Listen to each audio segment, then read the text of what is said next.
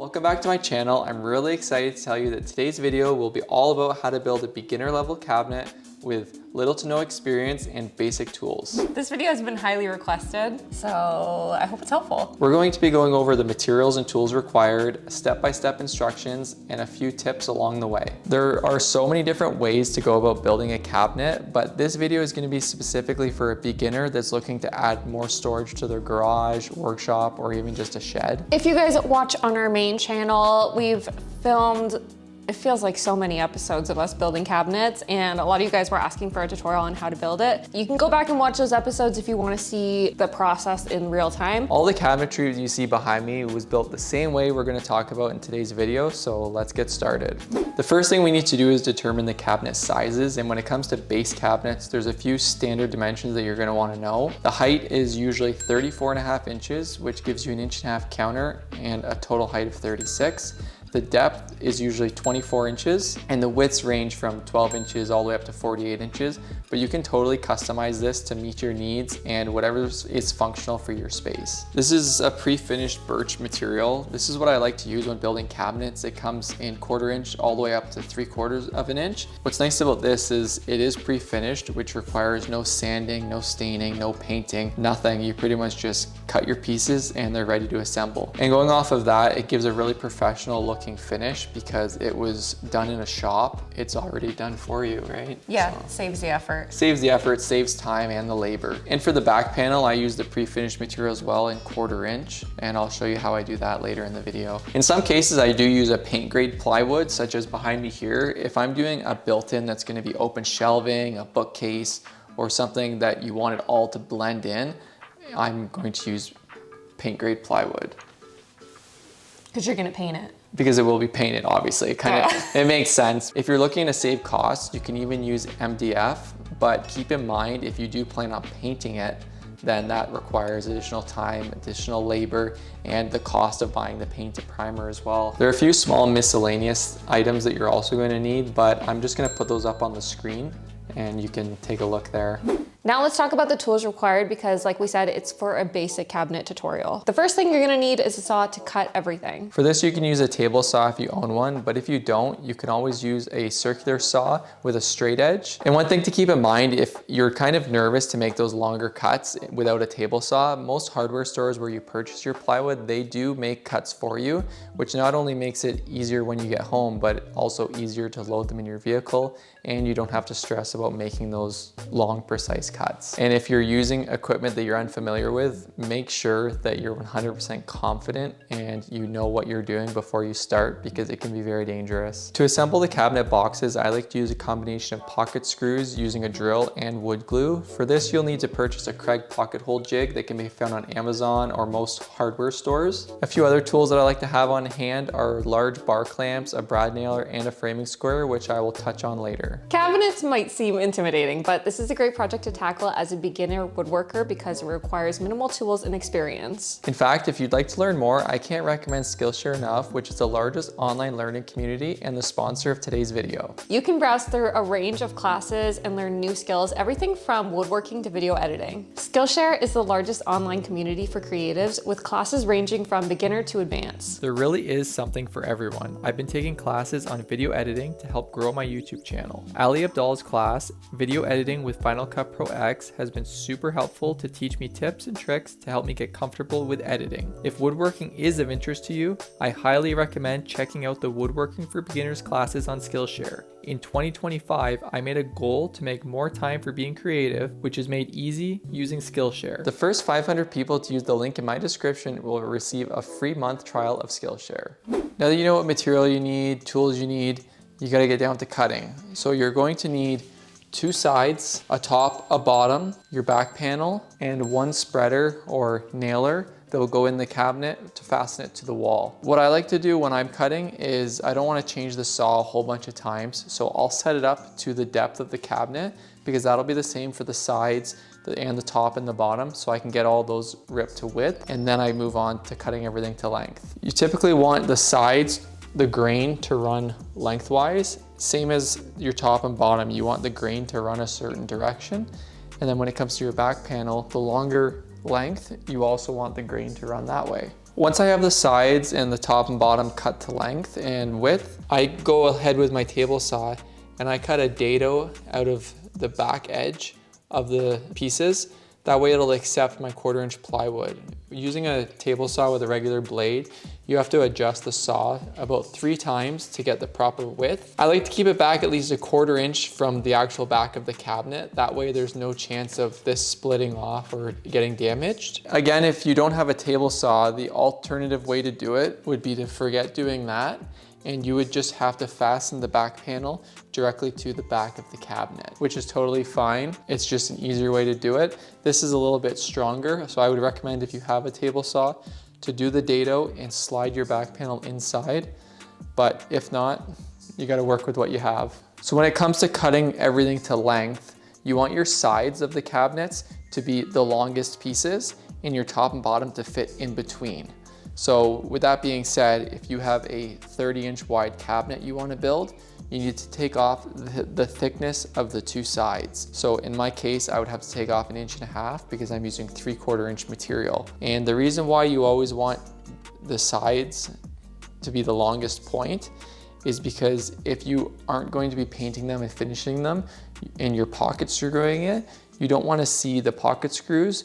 And you also don't really want to see, when they butt together, the end grain of the plywood, if that makes sense. You want the sides that you see to be full length. And then the next step, once you have everything cut to length, cut to width, if you have the table saw and you've ran your dado through it, what you want to do is pocket screw your top and your bottom pieces. Depending on the depth of your cabinet will kind of dictate how many pocket screws you have to put. I like to put them no more than 6 inches apart. There's no real rule for it, but that's just kind of what I like to do. If you don't have the pocket hole jig and you don't want to buy one, you want to keep it super basic, you can also just glue and bride nail the cabinets together. Again, that's not ideal, it's not as strong, but depending on what you're using these for and your budget, that might be what you have to do. If you're going to be putting shelves in your cabinet, you can also cut those to the same width. The depth will be slightly different because you're gonna lose a little bit of space from the back panel being dadoed in. So make sure to account for that when you're cutting your shelves. The other piece that you want to have pocket holes in would be your nailer or spreader piece. You want to be able to screw it into the sides of the cabinet and into the top. And that way it holds onto the cabinet, it helps keep everything square and strong, and it gives you something to screw into the wall. If this cabinet's gonna be somewhere where you want it to look nice, you can purchase edge banding. It comes pre-glued and it's heat activated. We use an iron, or you can also use your small Cricut iron, which we have found you have more control with, and it works really well. You can get edge banding in all different material types. This is the pre-finished edge banding, which matches the wood that we're using. You can get the unfinished if you're gonna be painting, or even white if you use melamine, MDF, that kind of thing. But this is optional depending on the look you're going for. It's always ideal to have everything edge banded before it's assembled. It makes it a lot easier for trimming and everything.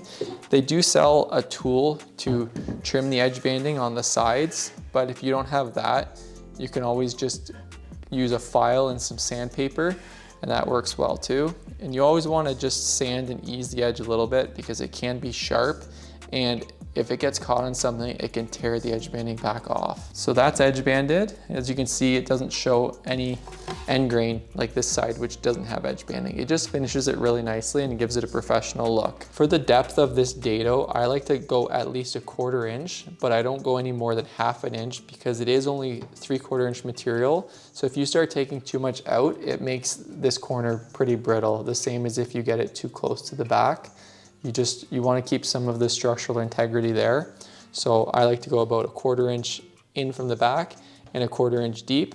And then the dado itself is about 1/4 inch to fit your plywood. You're gonna have to adjust the saw a few times, and I would recommend using a scrap piece to test as you go.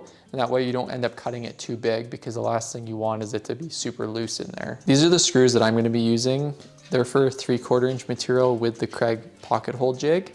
You want them to have the kind of pan head screw. They're known as particle board screws as well. Depending on your thickness of your material will determine the length of your screws. If you purchase the screws directly through Craig, on the back of it, it also tells you the length you need for the material thickness, which makes it super easy. So this cabinet is just for demonstration. I am going to be taking it back apart, so I'm not going to be putting glue, but you're going to want to put a little bit of wood glue along the edge where it's going to be fastened. I like to just put my screws in there, that way they're there and I don't have to hold the piece and try and grab another screw. What you want to do is you want to make sure that where you dadoed out is all lined up. It should be, because the table saw was set up. But if you're not doing a dado, just make sure all the edges are flush. What I found is sometimes what will happen with these screws, because they are going on a little bit of an angle, is if you keep it perfectly flush and you aren't holding the pieces tight together, it can actually pull the piece in a bit. Make sure you hold it really tight, otherwise you could clamp it. And another trick that I've seen a lot of people do, and what I've done in the past, is I'll add a couple brad nails to act as a clamp to hold it, and then put my screws in.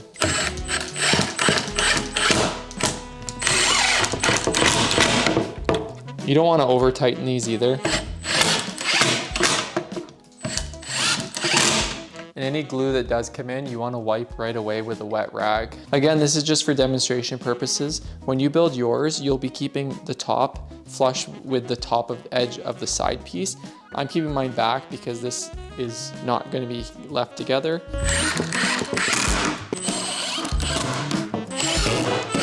Once you have these three pieces assembled, you want to take your nailer and you want to put that on the inside edge of the cabinet, on the inside of the dado.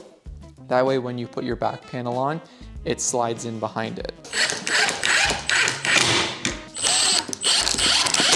The next step is putting your back panel in. While I'm using pre-finished plywood, it's only good on one side. You want to make sure that the good side, finished side, is facing in. You don't really want to mess that up.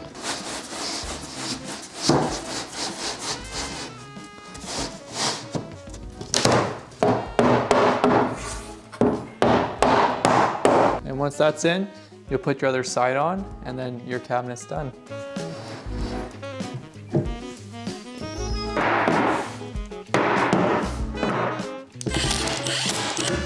A good thing to do before you screw your final side on is you want to check the cabinet for square, and that way if it's out of square, to do that, you want to measure from corner to corner, both directions, and the measurement should be the exact same, and that way you know you're square. So this is perfectly square, both measurements are the exact same. If they weren't, what you can do is you can kind of twist it a little bit until you get it exactly where it needs to be. Another way to check it would be with your framing square, which comes in handy as well. You put that in the corner, and the framing square is 90 degrees. It should be touching everywhere, and that way you know it's square.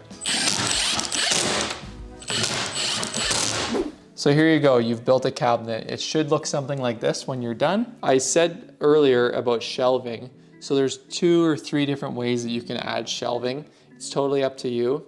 The easiest way to do it would be to just do them exactly how you did your tops and bottoms. You'd pocket screw them in. You'd make sure that they're all straight and the same height and everything. That doesn't give you the chance to make them adjustable though. To make them adjustable, you would drill a series of holes, and you can buy shelf pins, which I'll put up on the screen as well as the jig to drill these holes nice and straight. And then that gives you the opportunity to have the shelves adjustable. That's just something extra you can do if you wanted to. The difference between a base cabinet and an upper cabinet is only a few small things. The top doesn't necessarily have to be a solid piece on a base cabinet because you're going to be having a counter put on it. You could do 2 strips, one in the front and one in the back instead of a solid piece if you wanted to.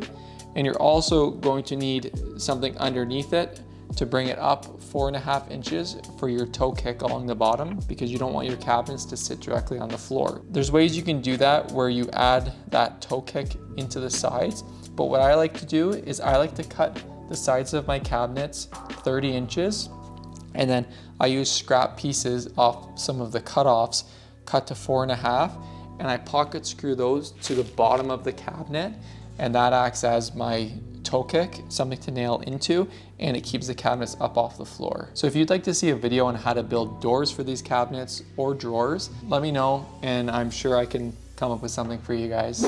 Thank you so much for watching today's video. I hope you enjoyed it. And if you did, give it a thumbs up and subscribe because I'm going to be putting out more content like this on tutorials, tips and tricks, and behind the scenes of ditching the split. Bye. Bye.